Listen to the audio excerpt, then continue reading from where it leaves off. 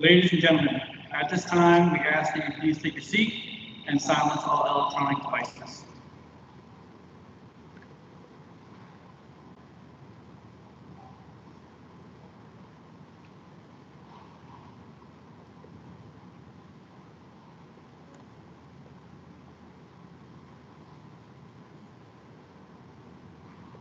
Good afternoon, ladies and gentlemen. I am Master Sergeant Christopher Vaughn, your 603 representative and narrator for today's ceremony. It is my distinct privilege to welcome you to Robins Air Force Base as we celebrate one of our most cherished and time-honored ceremonies. Today, the men and women of the Human Systems Division welcome you as we pay special tribute to Master Sergeant Zachary French upon his retirement from the United States Air Force. The military retirement ceremony is one of the oldest traditions in the military service, which honors its service members and their families as they culminate a distinguished career serving this country. A formal retirement ceremony is designed to leave our retirees and their family with tangible expression of appreciation for their contributions to the Air Force and its mission, as well as our assurance that we will forever be members of our Air Force family. As part of our heritage and honor to our country and the United States Air Force, today we will play the national anthem. As a reminder, during the playing of our national anthem, military members should stand at attention, and it is encouraged that civilians place their right hand over their heart.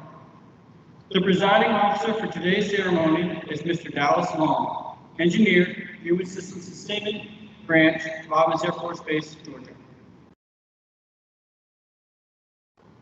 Ladies and gentlemen, please rise for the entrance of the official party and remain standing for the playing of our national anthem and invocation.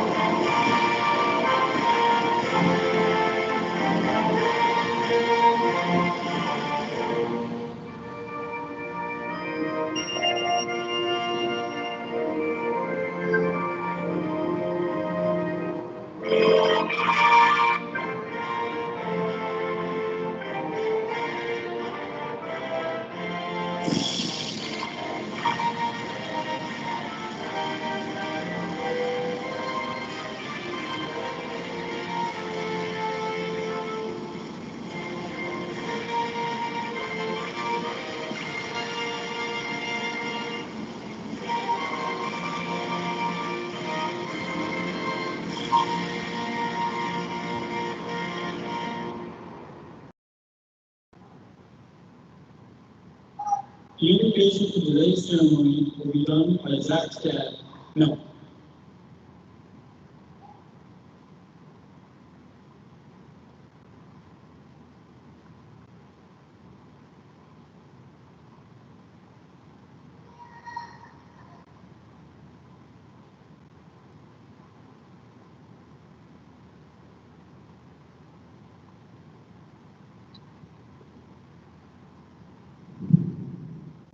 Lord, we come and thank you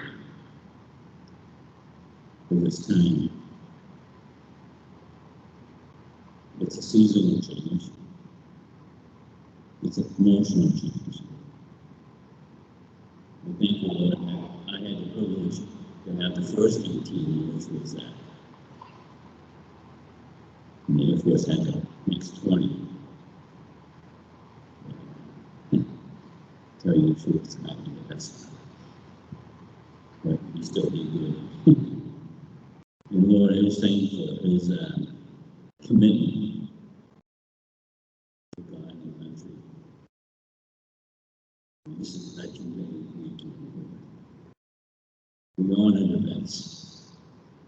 We honor everyone that serves about this country, for this country. That's all. We honor those that honor God. Our Lord Jesus Christ. And thank you for all that's going to be said in this ceremony. In Jesus' name. Amen.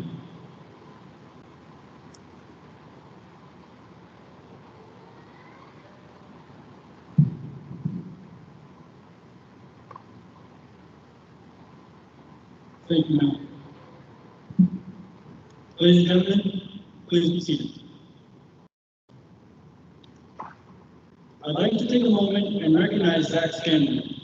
Please hold your applause until all members have been introduced. His sons, Corbin, Connor, and Easton. His daughter, Adeline. His father, Mel. His mother, Linda. His brother, Matthew, and his family, Shanna, Caleb, and Ivy, and his sister, Megan.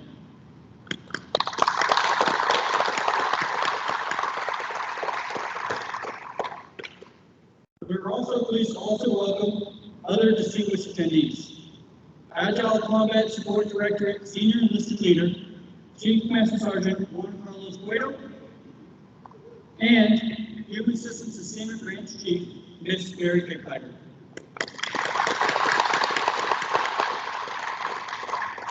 We would also like to welcome a host of other family members, friends, supervisors, mentors, co-workers, some of whom traveled a great distance to be here today, as a testament of the bond that they have with Zach and his family. Thank you for joining us today. Welcome. Ladies and gentlemen, it is my pleasure to introduce to you the presiding officer for today's ceremony, Mr. Dallas Long.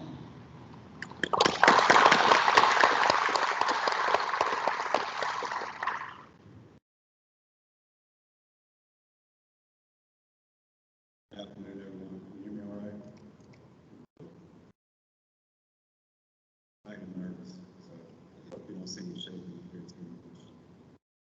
Welcome. Thank you for being here.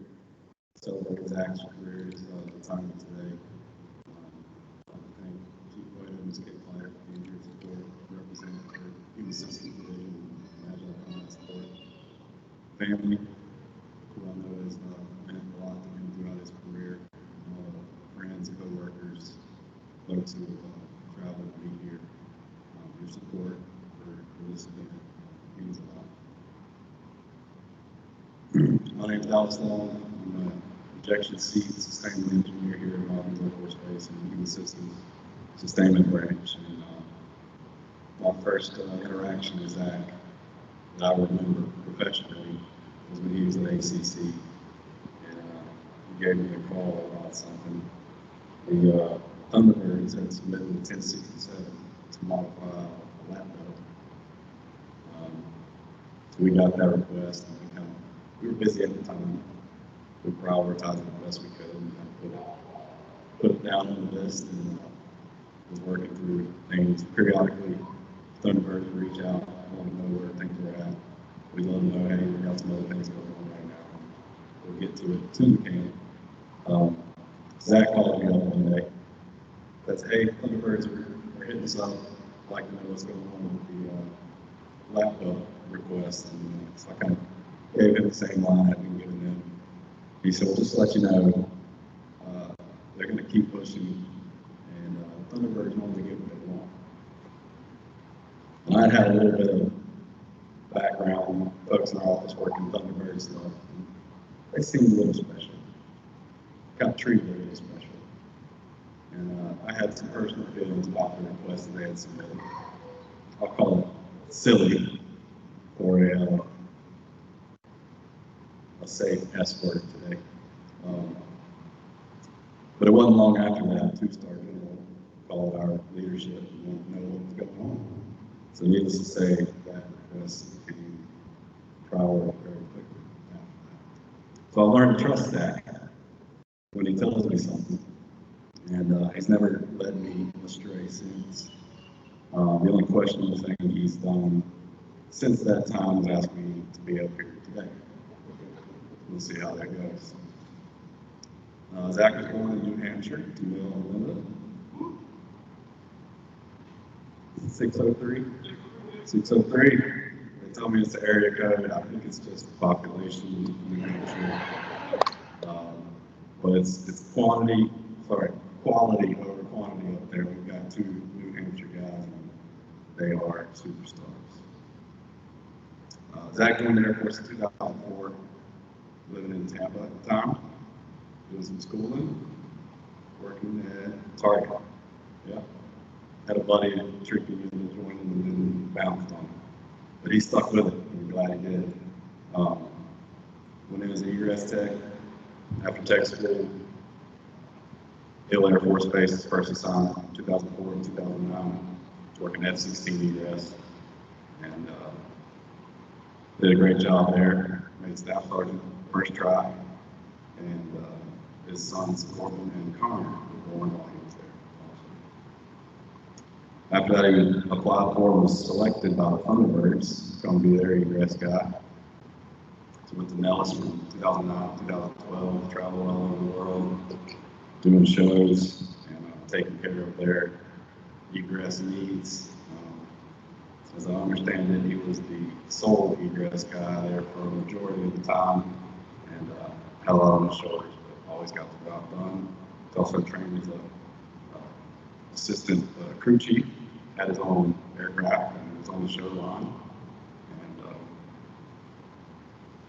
made tech sergeant first try there. And Easton was one he was at Nellis. Now you go back to a minute ago when I told you about the Thunderbirds submitting a 1067 request. I didn't know at the time that Zach was part of the Thunderbird Mafia in his previous career. Only found that out later. Next assignment was in Kusan, Korea, 2012-2013, working F-16 egress there again. He got his associates in aircraft maintenance technology. Then was back to Hill Air Force Base for round 2, 2013 to 2018. While he was there, he made Master Sergeant, egress section chief. F-35 coming online, he was a part of standing up egress maintenance for F-35 World. He got his bachelor's in organizational management and this admin also. He would then apply for, was selected as MSgt functional manager at ACC, went to Langley 2018 to 2021.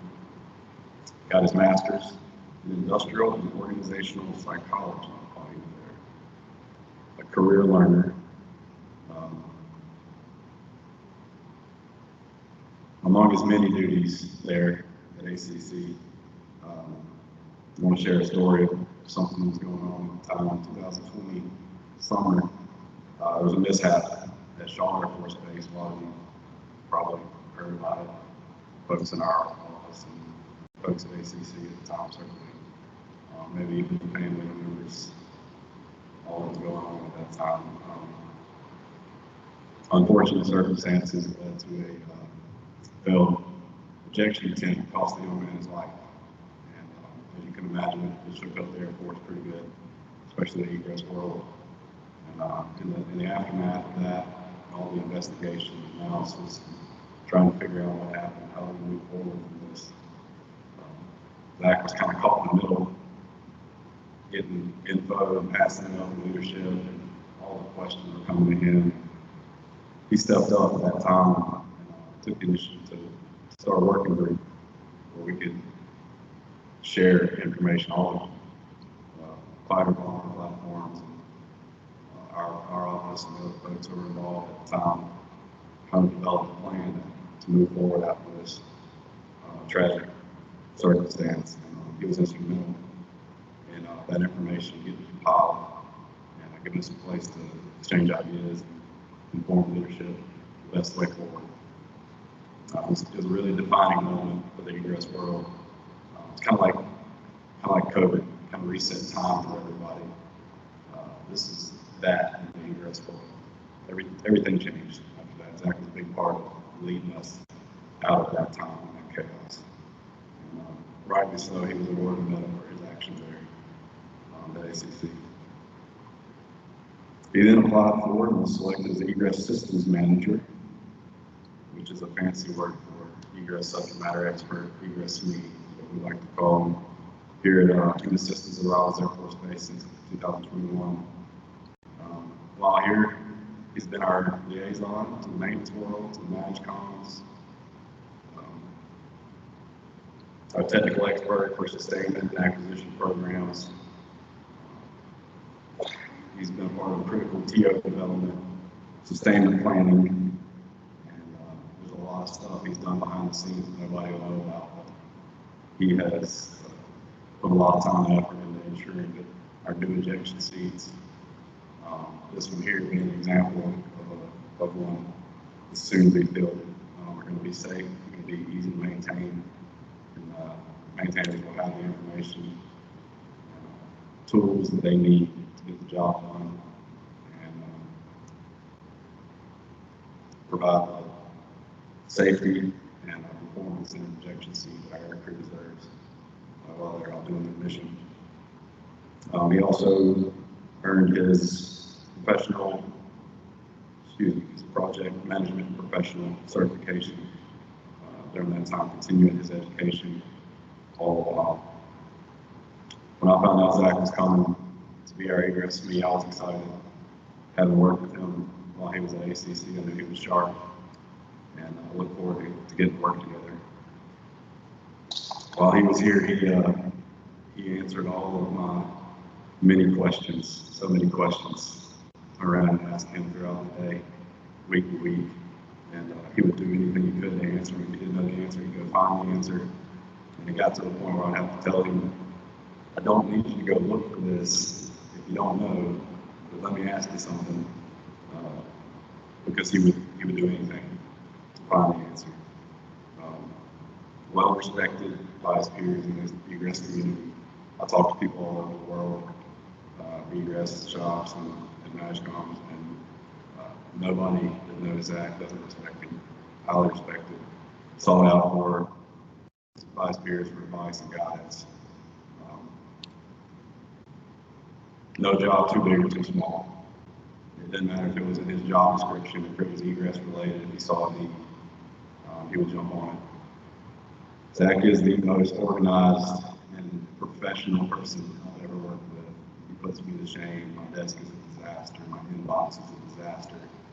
And this guy does everything all the time. He's on point.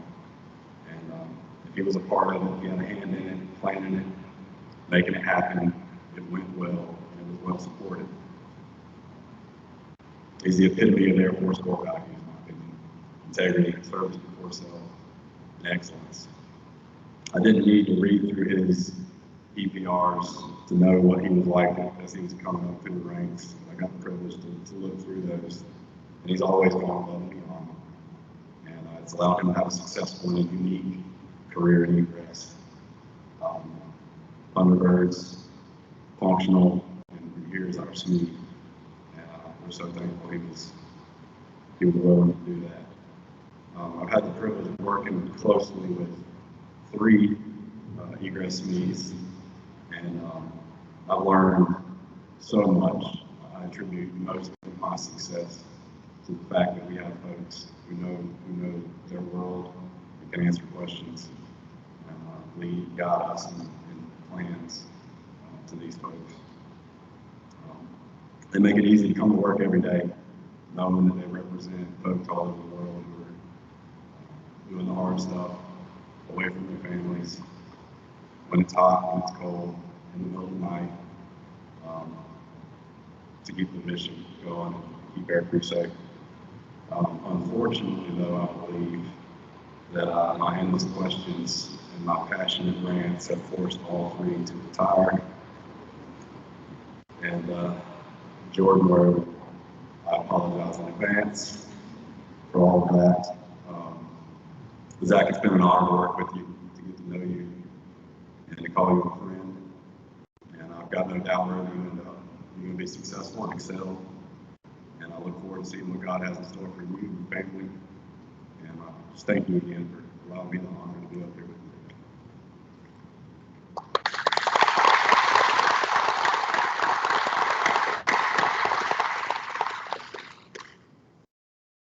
Thank you, Dallas, for those kind words. Zach, please join Dallas up front. Ladies and gentlemen, please rise for the presentation of the Meritorious Service Medal and remain standing for the presentation of the retirement orders. Attention to orders. The Meritorious Service Medal, 2nd Oak Leaf Cluster, has been awarded to Master Sergeant Zachary French for outstanding achievement 3 September 2021 to 31 May 2024. Master Sergeant Zachary French distinguished himself in the performance of outstanding service to the United States as Egress Sustainment Manager, Human Systems Sustainment Branch, Human Systems Division, Agile Combat Support Directorate, Air Force Life Cycle Management Center, Air Force Material Command, Robins Air Force Base, Georgia. During this period, Sergeant French accomplished the first ever overhaul and aircraft retrofit of the Advanced Concept Ejection Seat 5 for the Next Generation Ejection Seat program, where he highlighted 37 improvement areas. His efforts propelled 66% reduction in risk to aircrew and led to his selection as the 2022 Agile Combat Support Directorate's Logistics Technical Specialist of the Year. Additionally, Sergeant French identified 16 technical publication procedures containing redundant tasks. He authored procedure revisions, alleviating waste, saving an annual $18,000 and 1,600 labor hours across 58 operating locations. Lastly, Sergeant French reestablished the Aircrew Egress Systems Executive Working Group, bringing together 7 major commands, 6 aircraft program offices, and 120 airmen. Under his leadership, the team identified and solved 28 career field issues and reignited an advocacy platform for 828 airmen stationed at 75 global operating locations. The singularly distinctive accomplishments of Sergeant French culminate a distinguished career in the service of his country and reflect great credit upon himself and the United States Air Force.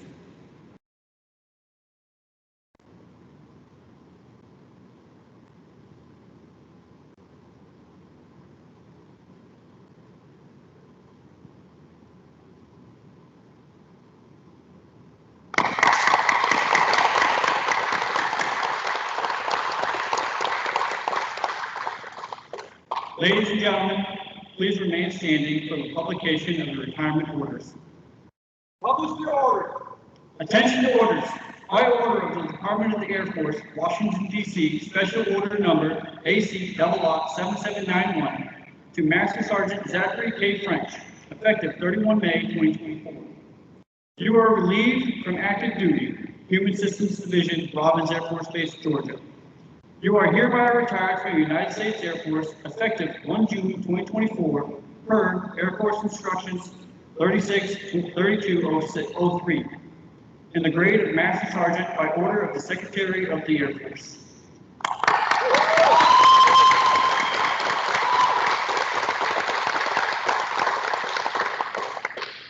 Ladies and gentlemen, please be seated. Dallas will now present the official certificate of retirement from the Air Force Chief of Staff. The certificate reads, "This is to certify that Master Sergeant Zachary K. French, having served faithfully and honorably, was retired from the United States Air Force on the first day of June 2024, signed, General Charles Q. Brown, Jr."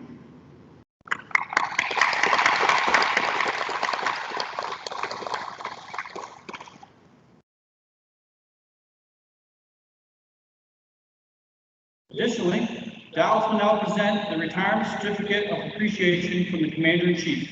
It reads, "Master Sergeant Zachary K. French, I extend to you my personal gratitude and the sincere appreciation of a grateful nation. To you for your patriotic service to our country. Your bravery and dedication in our armed forces help protect your fellow Americans during a critical point in our history and contribute to a world of greater security and growing prosperity. Your devotion to duty, honor, and country, in keeping with the long traditions of the finest military in the world, embody the American ideal, of selfless service, our nation owes you an incredible debt. Your commitment and the example you set will inspire future generations to serve with pride and to keep our country secure. You represent the best of our nation, and I join our fellow Americans in saluting your honorable service. I wish you happiness and success in your next chapter. Joseph R. Biden, Commander-in-Chief.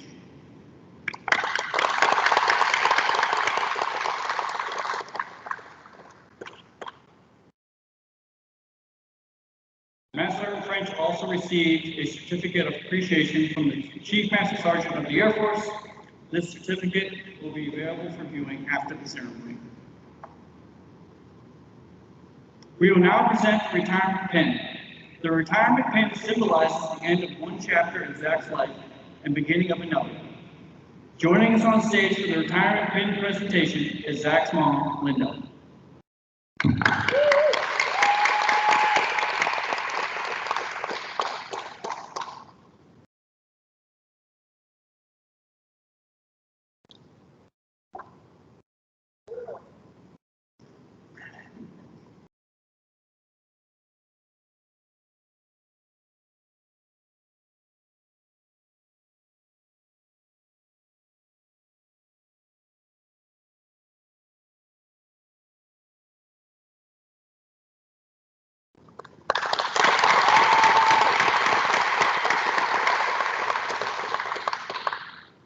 Thank you, Linda. At this time, we have several people who would like to make presentations. Up first is Human Systems Sustainment Branch Chief, Ms. Mary Kicklighter.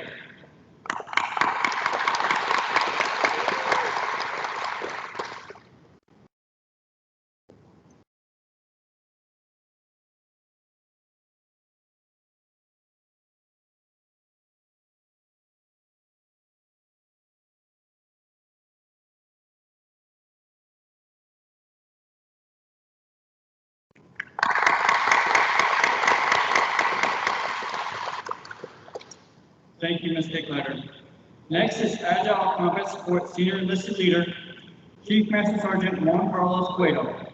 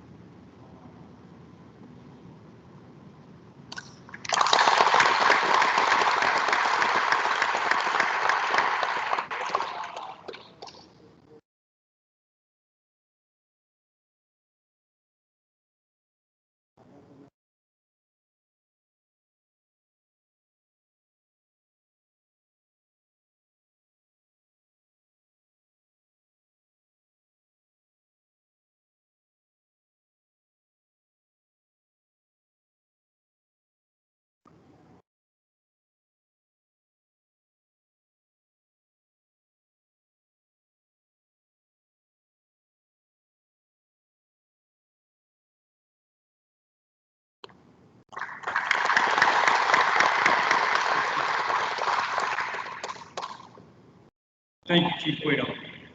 Next is Ms. Macy Amos on behalf of the Survival IPT. Please come forward.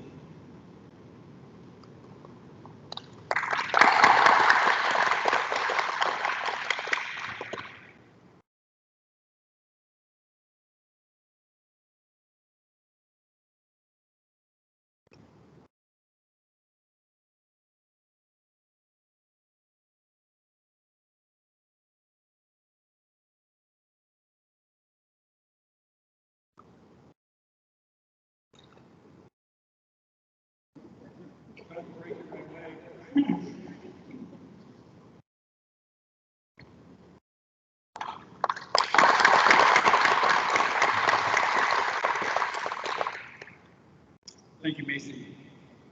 I know this will probably be my favorite part, the shadow box presentation. I'm looking forward to looking at it. Zach's friends Gary and Ryan will now present him the shadow box. The shadow box is rich in military tradition. Military shadow boxes were originally simple boxes in which sailors retiring from shipboard service carried their belongings ashore. By carrying his belongings, a metaphorical shadow of himself enclosed within the box could ensure he would touch land before his shadow. Simple yet powerful, this box represents your selfless dedication to duty and the personal sacrifices you have made during your military career. Reflect the person who, the medals and patches, more than mere threads, reflect the person who wore the uniform of the United States Air Force. Each award and device is a reaffirmation of your outstanding service, and the shadow box itself also contains the flag you have served so well.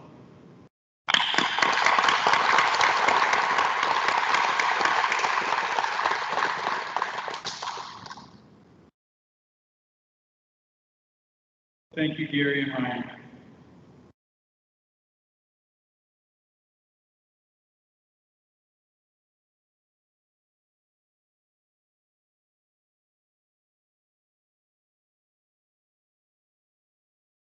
Ladies and gentlemen, it is my distinct privilege to present to you my brother from the 603, Master Sergeant Zachary K. French, United States Air Force, retired.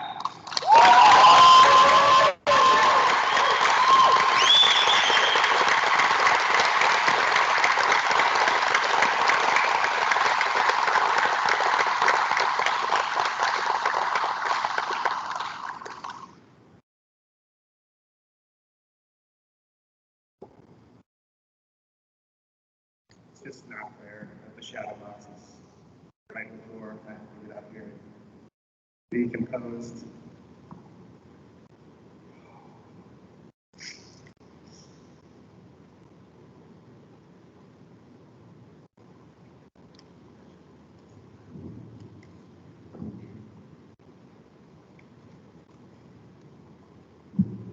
Okay, good. All right, I got two options here. I've got a fully written out speech verbatim that I can read off of, and I've got note cards. We're going to start with the note cards and see how that goes. But if I just start reading halfway through, please bear with me. I'm going to try to avoid picking up these reading glasses, but I'm probably going to have to at some point because it's just that time in my life. So I'm kind of cheating. If you heard, my retirement's not until May of 2024. It's always a little awkward that we're here in November. But number one, Veterans Day weekend, couldn't pass it up. Beat the holidays. As of now, December 15th is my last day, so I'm going to capitalize on a skill-rich opportunity and take my terminal leave and all that good stuff. So, kind of cheating, but also I thought this was the right time to do this, so I appreciate everyone being here. Get to the official stuff. All right, I'm good. I don't know why I think water's going to help, but all right, back on track. Chief, thank you for being here. Thank you for making the trip. It means a lot.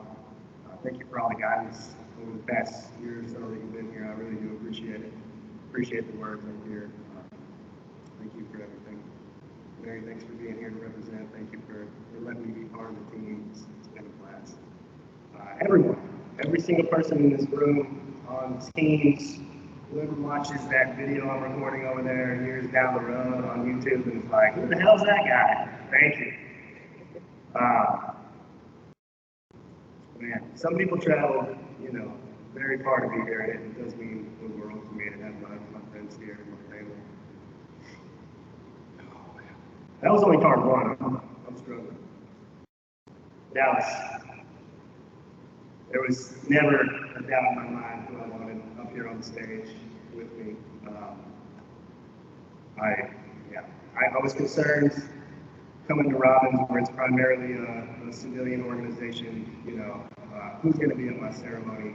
I run the numerous people here, maintainers, this isn't the base for that, so I was slightly worried that I would have a small group at my ceremony, so I really appreciate everyone who made the trip. And I had no idea when I first got here who would head up my ceremony. And as I started working with Dallas and got to know him, there was no doubt in my mind. I'm like, I don't know if it's legal, but we're going to do it. And we hadn't been told otherwise, so here we are. Chris, Amanda, I hate talking to you guys while you're behind me, but thank you for being up here with me, for your guidance and friendship over the years. Chris did, not only is he the MC, he did the script, he did the programs, he got the music all ready to go. He's dealt with my, I'll call it retiree-zilla attitude, because I've been a little bit of a diva with some of this stuff, so it means a lot to me that he put in the effort. And there's only 3 military in this office, and 2 of us are from New Hampshire, so it was kind of a no-brainer who I wanted up here with me. Amanda's been an amazing supervisor. She almost had to cut people to get all the certificates that were just presented, so the fact that we had them here on time is a miracle and is owed strictly to her, so thank you for everything. Jordan, thanks for taking the job, man. That's a huge weight off my shoulders that I have a replacement here who's gonna do this office proud, who's gonna do good work. I know I'm leaving the organization in better hands. He's going to be great for you guys, so I'm really glad that he's here early so we can share knowledge and get some good turnover before I depart. Macy,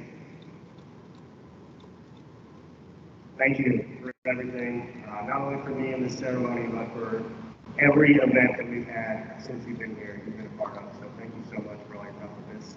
Thank you for getting Jamie out here. Jamie, thank you for taking pictures. This is a huge moment in my life, so thank you, capturing it for me means a lot. All right, so I've thought about my retirement speech since I was like an airman. I know it's weird, but after my first enlistment, I knew I was staying in for the long haul. I've been to plenty of retirement ceremonies and saw people give all kinds of speeches, and I'm like, what do I want to say? So my good friend Nick Miller from the show New Girl taught me that you just have to have a big idea, make everything circle around a big idea when you're giving a speech or writing anything. So he helped me out with this one. But no one gets to where they are in life on their own. No one gets to 20 years of service or 40 years of life by themselves. Dallas talked a lot about my career path and where I've been and some of the things I've done. And it sounds impressive, sure. But I never did it alone. I always had teammates to back me up. I always had friends and mentors that were there to guide me in the right direction and push me. So I just kind of wanted to retell my story a little bit from that lens of the people who forged me, because no one gets to where they are. And I also want to talk about fear and the role that we let fear play in our lives.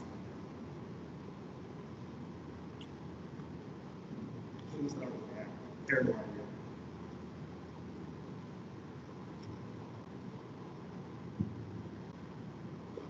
My tissue's ready. Dad.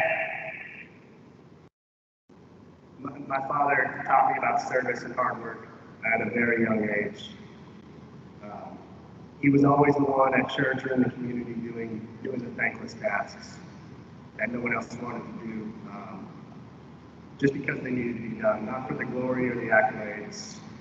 And he was often overlooked, but his kids always noticed. And I think it's echoed in our work ethic and the way that we are now today.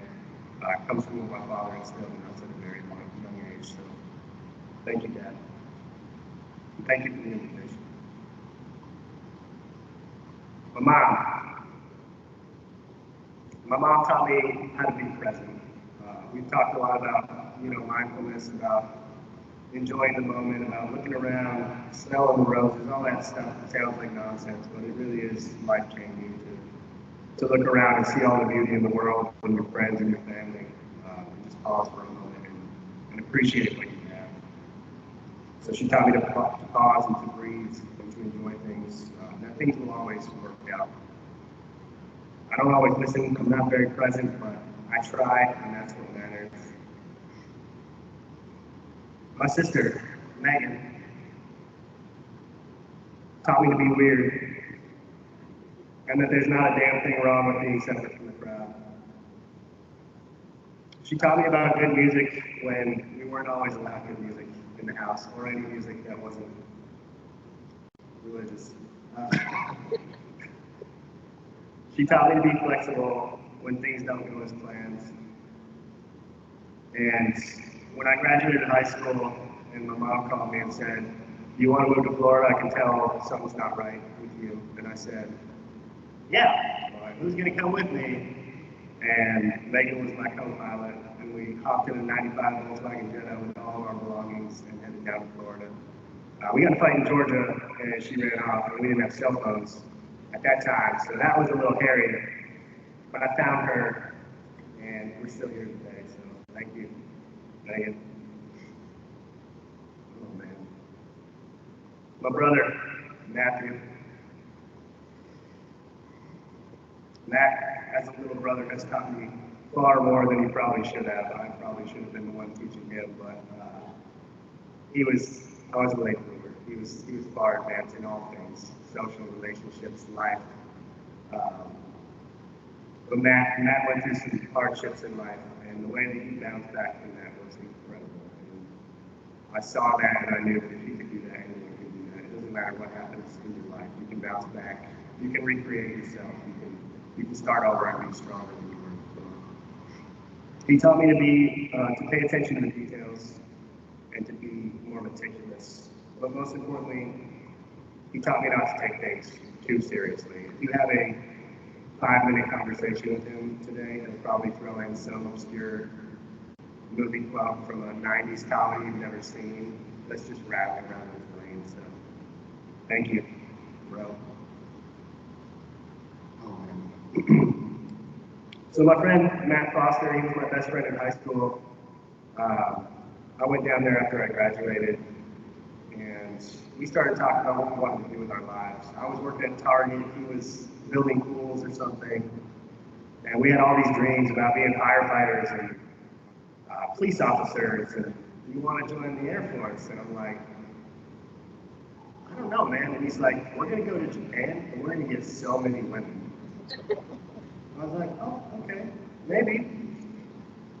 So the more we talked about it, the more I was afraid. Like, I was terrified to join the military. I didn't think it was for me, or I was for it. I didn't think I was ready. I didn't think I was good enough to be in the Air Force at that time.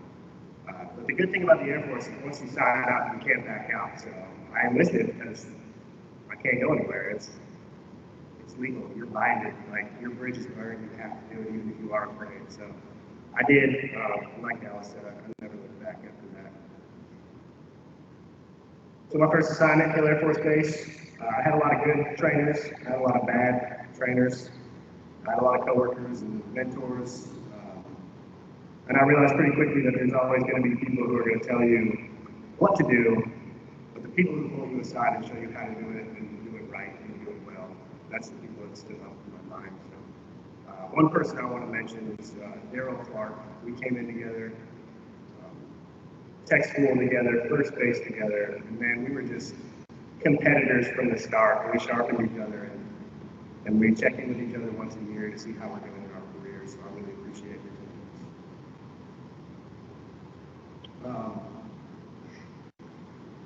In the Thunderbird stuff, the good stuff, the exciting stuff. It's right there, just be home for a minute. It's all well lit. So I made staff sergeant first time. going through that whole imposter syndrome thing, you know. Again, am I good enough? Do I know what I'm doing? Am I ready for this? And while I'm trying to learn how to be a supervisor and a shift lead, Jim Allshouse was my section chief. And he came up to me and he's like, "Did you ever think about joining the Thunderbirds?" And I'm like, "Those nerds in the jumpsuits?" And he's like, "Yeah, those guys." He's like, "I was one of them, and I really enjoyed it." And Jim was a very quiet man. But when he talked about the Thunderbirds, like, he came to life. He got animated. He was jumping on tables and chairs and getting all excited. And I'm like, there's got to be something to this. But again, I was afraid. I didn't think I was good enough. I didn't think I was ready. But again, I signed up because I just wanted to put myself in that position where I could back down. So I traveled, I learned, I grew, and I came out stronger. And Jim, if you're listening, if you weren't so persistent, I wouldn't be where I am today, so thank you so much. So after Utah, I went to Korea. I was a tech sergeant at this point, but never supervised more than one person because of my time on the Thunderbirds, where we're just turning heads. We're not supervising, we're not doing programs, we're not doing nonsense, we're fixing airplanes and doing air shows. So my section chief there, Jeremy Allen, kind of took me under his wing and taught me how to lead again and how to be part of the Air Force again as a tech sergeant. And I really appreciate everything he's done for me over the years. He's a counselor now, so we talk quite often. Try to get some free stuff out of him, but it usually doesn't work out. So. Samuel Michael Steele is a man that I met in Korea. He was a younger man. He was a senior airman. I was a tech sergeant, and we were both dads. We bonded over being fathers. We talked about weird stuff like philosophy and fatherhood and things that people our age weren't really talking about in Korea. They were partying, they were drinking, and we were talking about what books to read and what we thought about different random topics. Sam got me through Afghanistan and Korea, and we spent some time in Utah together. So when we were in Utah, we both wanted to ride motorcycles. And Sam was like, "Hey bro, you want to get your motorcycle license?" And I'm like, "Yes." So we go to this class, and I didn't have a bike, so I had to ride a 250cc, which is, it's small, it's slow. But in Utah, whatever you ride, that is what your license is. So if you ride a 250 during your test, you're licensed on a 250. So I ride this 250, I'm killing it, doing the figure eights, all the things. And then I'm like, well, I don't want to buy a 250. I want the highest license I can get. So Sam had a Harley Sportster 883, still has, right? So I test on the 250, and then I immediately hop on a Harley 883. If there's any math losers out here, there 883 is way higher than 250. It was terrifying and heavy and awkward, and I got through it. I passed, but the fact that you trusted me to ride that and not drop it really meant a lot. So I'm really glad that you're here, and I think you can make the trip, even with your peg leg. It really means a lot to me. Thank you.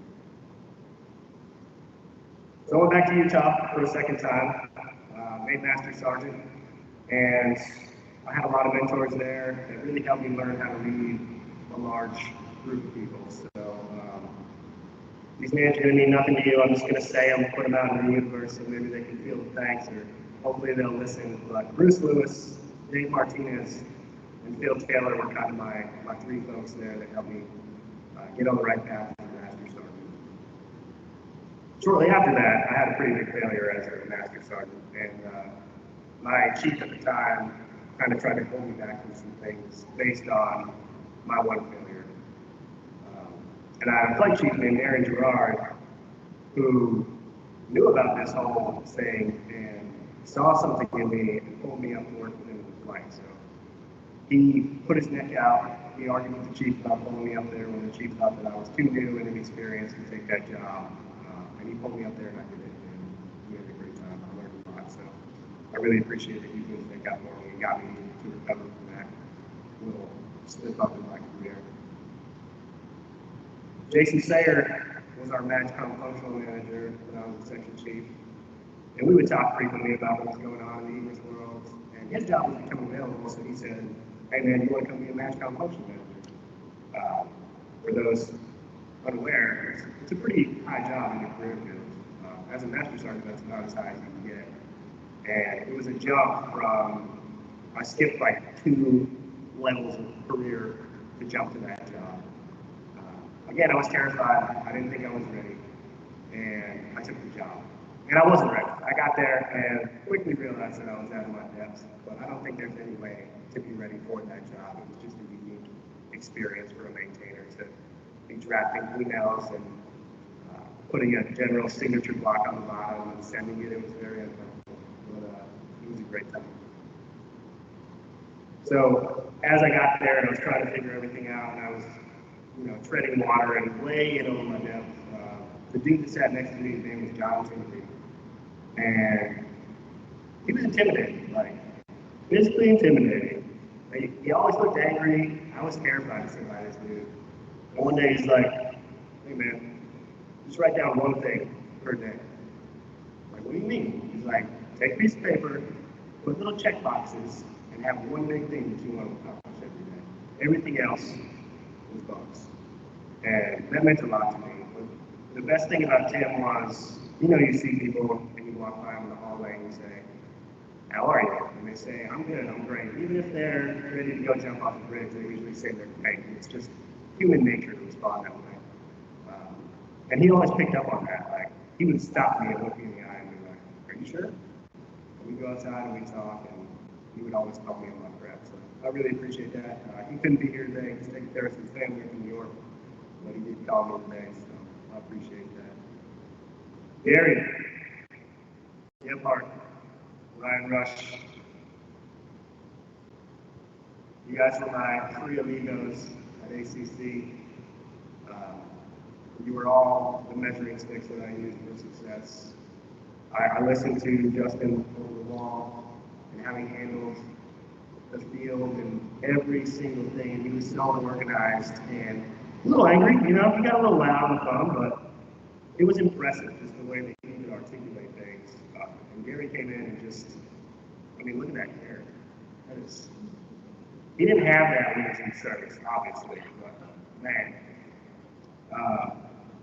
Gary took me and Ryan under his wing, and we learned a lot from each other. We were inseparable.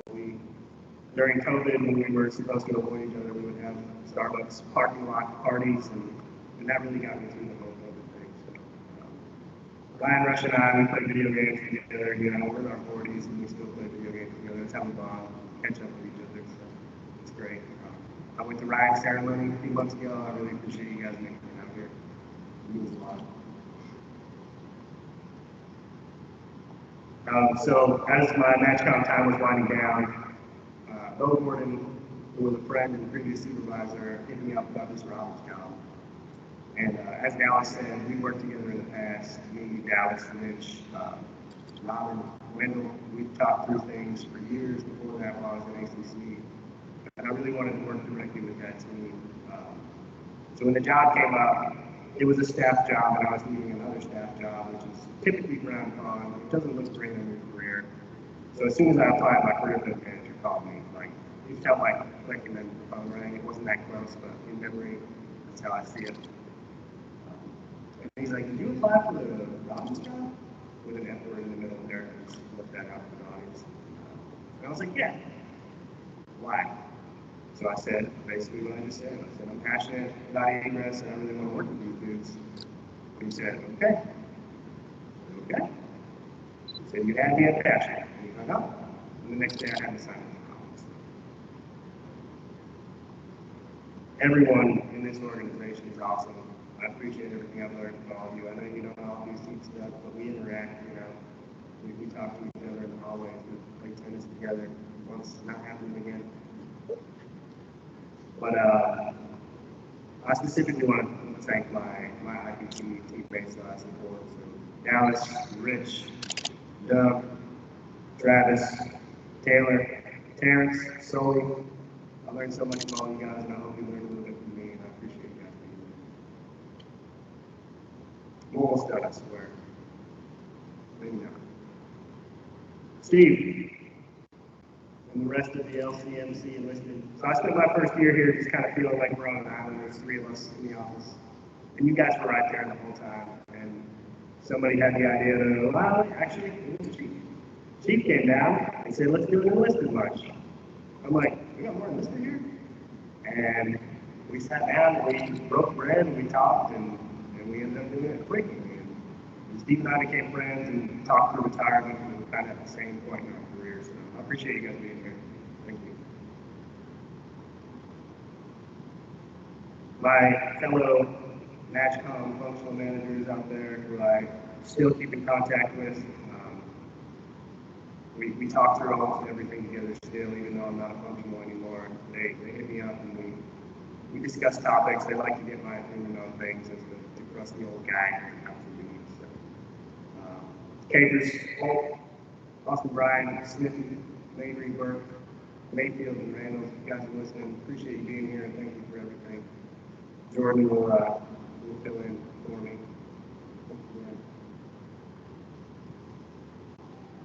All right. My kids. Corbin. My kids taught me the most of all. Corbin taught me how to be a father, mostly by being a guinea pig for all my early parenting mistakes that I took out on him. And I learned and I got back to the other kids, so thanks for being patient. Corbin taught me how proud I could feel to catch him in the car, adding my music to his Spotify playlist. It would be sitting there in the passenger seat, the song would come on, and I'd see him get his phone out, like, it's free.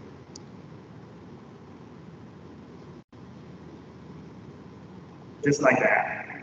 Adding songs that I listen to. The fact that I can share music with my kid is huge, because music is a big part of my life. He also likes the books that I read. My favorite book, Catcher in the Rye, he's read not once, but twice. And he borrows all these random classics from me, and I'm so proud of you, buddy. But the things that I'm most proud of you for and that I love you most for are not what came from me or for your mother, but the things that are just yours. Connor. Connor taught me patience.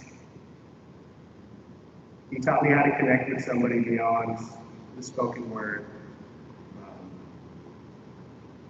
He laughs when I yell, and he tells me not to say bad words. He makes everyone around him a better person. Easton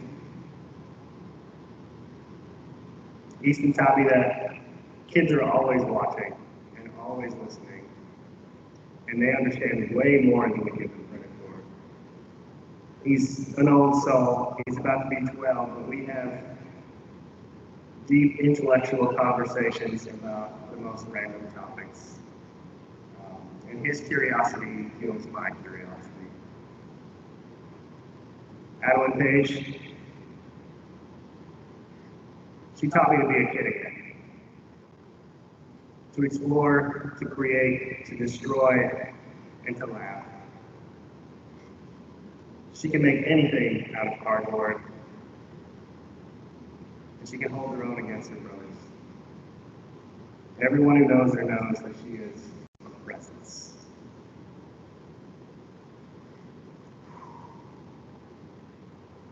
So,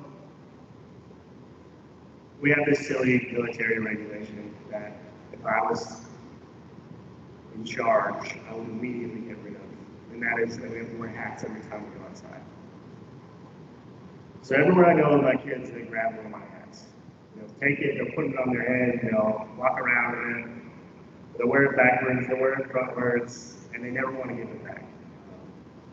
And I always have to take it, and I gotta go to the office, or go across the country, or go across the world, and put my hat on and see you later. So I got them all their own hats that I won't have to take away. I wore these too, so they're nice and seasoned.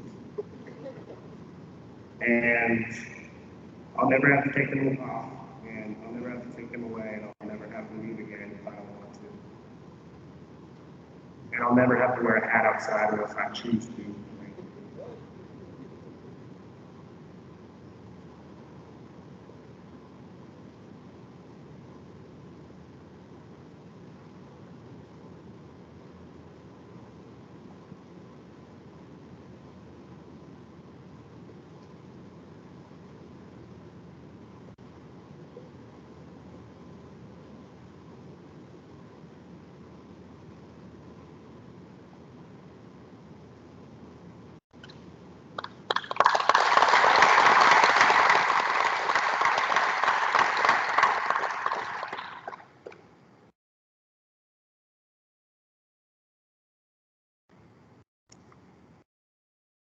of course, I couldn't have accomplished any of this without Rachel holding it down in the home front. In the time that we were married, I was gone for the cumulative like 5 years that she was single mom it. She got the kids through the COVID homeschooling fiasco, broken bones while I was on the road, and so much more. So thank you. So again, my big takeaways: no one does anything by themselves, and don't let fear hold you back. When my mom asked me to go to Florida, when my friend Matt asked me to join the Air Force, when Jim recommended the Thunderbirds, when Jason asked about the MSgt job, my first response was fear. I can't. I'm not ready. What if I fail? But I said yes, and I came out stronger, better, and more prepared for what's next. So where would I be today if I had said no? Will Smith, not the greatest role model right now, but he has a quote that's always stuck with me since I heard it. God placed the best things in life on the other side of fear. So now I'm taking a few leaps. I'm going through some transitions. I still don't know what I want to be when I grow up. I am afraid. I am nervous. But I know it'll work out, and I know that I'll never be alone. So thank you.